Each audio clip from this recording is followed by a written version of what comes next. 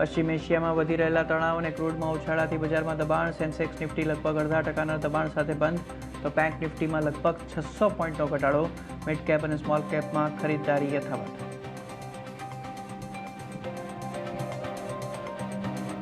સતત 9મી રાત્રે યથાવત રહ્યા ઈરાન પર અમેરિકાના હુમલા. ઈરાને બહેરીન, કુવેત અને જોર્ડન પર કરી જવાબી કાર્યવાહી. સ્ટ્રેટ ઓફ હોર્મુઝમાં યાતાયાત લગભગ ઠપ. મધ્યસ્થીઓ દ્વારા વાતચીતના પ્રયાસો ચાલુ. સંસદના ચોમાસા સત્રની હોબાળા સાથે શરૂઆત. વિપક્ષ પેપર લીક અને દાનચોરી પર આક્રમક, તો સરકારની 7 મહત્વના બિલ પાસ કરાવવાની તૈયારી. પીએમ મોદીએ દર્શાવી પ્રોડક્ટિવ રહેવાની આશા.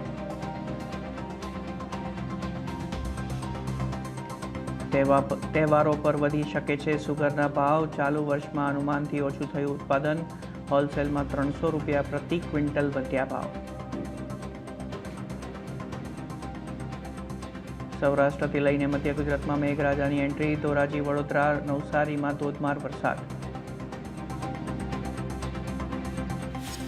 મુસળધાર વરસાદથી જમ્મુ કાશ્મીરમાં પરિસ્થિતિ ગંભીર.